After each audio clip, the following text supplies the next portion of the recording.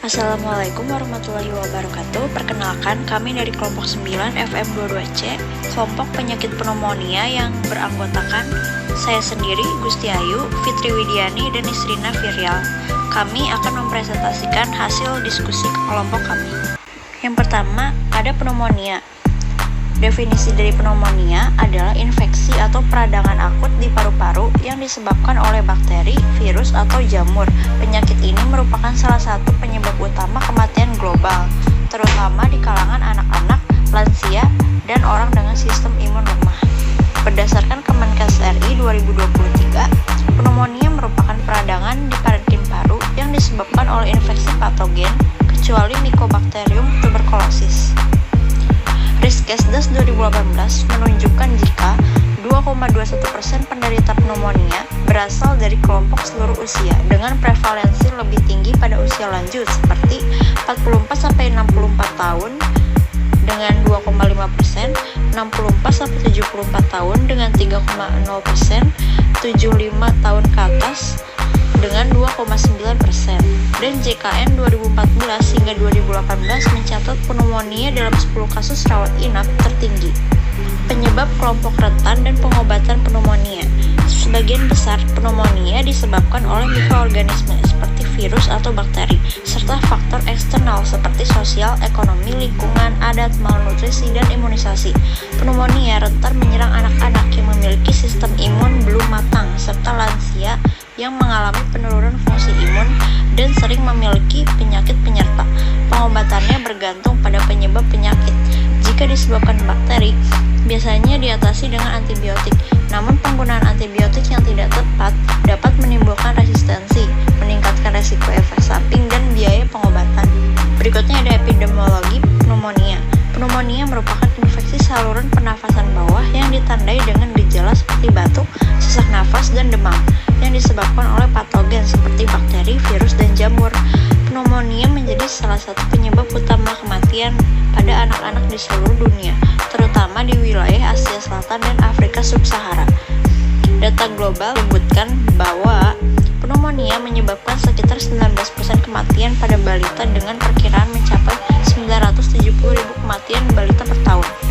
Data tahun 2015 menunjukkan peningkatan kejadian pneumonia hingga 63,45% dibandingkan tahun sebelumnya dengan prevalensi mencapai 20% hingga 30%. Fisiologi pneumonia, mekanisme penyebaran.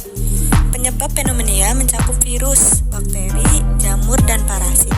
Infeksi terjadi ketika mikroorganisme mencapai paru-paru melalui berbagai jalur, termasuk udara, darah, dan partikel inhalasi.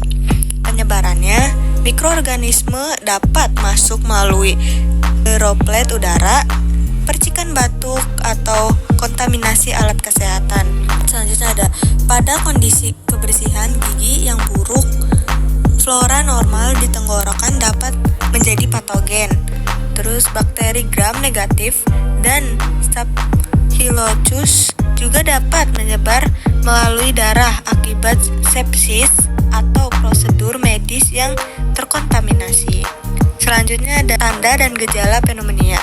Gejala umum yaitu yang pertama ada demam dan menggigil, yaitu respon tubuh terhadap infeksi yang menunjukkan adanya peradangan. Yang kedua ada batuk produktif, yaitu adanya lendir yang dikeluarkan sebagai respon tubuh terhadap mikroorganisme. Yang ketiga ada sesak napas dan nyeri dada, disebabkan oleh penyempitan saluran napas dan padatnya lendir. Yang keempat ada kelelahan, yaitu akibat meningkatnya usaha bernapas yang membutuhkan energi lebih besar. Gangguan pada pertukaran udara di paru-paru dapat menurunkan kadar oksigen yang diangkut ke seluruh tubuh. Penyebaran gejala seperti kelelahan dan pernapasan pendek. Selanjutnya ada pelayanan kesehatan diagnosis pneumonia. Proses diagnosis. Ada diagnosis pneumonia dilakukan melalui pemeriksaan gejala klinis, laboratorium, dan radiologi. Gejala utama meliputi batuk, sesak napas, demam, dan nyeri dada. Terus ada kriteria diagnosis, yaitu berdasarkan ATS, American Thoracic Society, Diagnosis pneumonia berat dapat ditegakkan jika pasien memenuhi beberapa kriteria seperti frekuensi napas lebih dari 30 kali per menit, tekanan paresial oksigen PaO2 kurang lebih 250 mmHg dan adanya tanda kegagalan sistem pernapasan. Selanjutnya ada Pedoman Nasional Pelayanan. Berdasarkan keputusan Menteri Kesehatan Republik Indonesia nomor HK 01.07 Menkes 2147/2023 tentang Pedoman Nasional Pelayanan Kedokteran, terdapat panduan dalam tata laksana pneumonia pada orang dewasa. Penilaian derajat keparahan menggunakan sistem scoring seperti CURB 65 dan Pneumonia Severity Index (PSI). Membantu menurunkan kebutuhan perawatan. Skor CURB 5 mencakup kategori risiko. Skor 0 sampai 1 itu risiko rendah, rawat jalan. Skor 2 itu risiko sedang, mempertimbangkan rawat inap. Skor 3 itu risiko tinggi, perlu perawatan intensif. Dan skor 4-5 itu rawat intensif. PSI juga dipakai untuk evaluasi indikasi rawat inap pada komunitas pneumonia, serta kriteria IDSA atau ATS 2007 digunakan untuk mendefinisikan pneumonia berat berdasarkan kriteria mayor dan minor. Berikutnya, pemilihan antibiotik empiris. Berdasarkan riwayat perawatan dan pola resistensi setempat, pilihan antibiotik ini meliputi amoxicillin clavunolat, cefalosporin, makrolida, dan fluoroquinolone. Kemudian, pertimbangan risiko resistensi. Faktor risiko resistensi antibiotik dan kondisi komorbiditas pasien sangat diperhatikan untuk mencegah kegagalan terapi. Dan yang terakhir, tata laksana non-farmakologis. Dukungan terapi non-farmakologis yang diberikan untuk mendukung landasan umumnya. Berikutnya, ada penata laksanaan pasien pneumonia berdasarkan lokasi perawatan. Nah, di sini yang pertama itu ada pasien rawat jalan, pasien rawat inap di ruang biasa, dan yang ketiga ada pasien rawat inap di ruang intensif. Penata laksanaan pneumonia ini disesuaikan dengan tingkat keparahan penyakit dan lokasi perawatan. Nah, pada pasien rawat jalan, pengobatan suportif ini dilakukan dengan istirahat yang cukup, pemberian cairan untuk mencegah dehidrasi, serta pengaturan suhu tubuh untuk menurunkan demam. Obat mukolitik dan ekspektoran ini diberikan sesuai kebutuhan, sementara antibiotik ini harus segera diberikan untuk menangani infeksi. Kemudian, pada pasien rawat inap di ruang biasa, terapi suportif lebih intensif meliputi pemberian oksigen.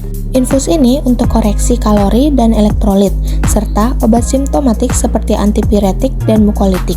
Antibiotik juga harus diberikan secepatnya. Dan yang terakhir, untuk pasien rawat inap di ruang intensif, pengobatan antibiotik empiris ini diberikan segera setelah spesimen diambil untuk pemeriksaan mikrobiologi, dengan terapi suportif tambahan berupa oksigen, infus, dan koreksi elektrolit sesuai indikasi media. Dan yang terakhir, kesimpulan. Kesimpulannya, pneumonia ini adalah infeksi akut saluran pernapasan bawah yang menyebabkan batuk dan sesak nafas, disebabkan oleh bakteri, virus, jamur, atau aspirasi zat asing. Penata laksanaan pneumonia ini melibatkan penggunaan antibiotik seperti amoxicillin clavulanat, doxycycline, dan cefpodoxime, serta terapi suportif sesuai tingkat keparahan dan kondisi pasien.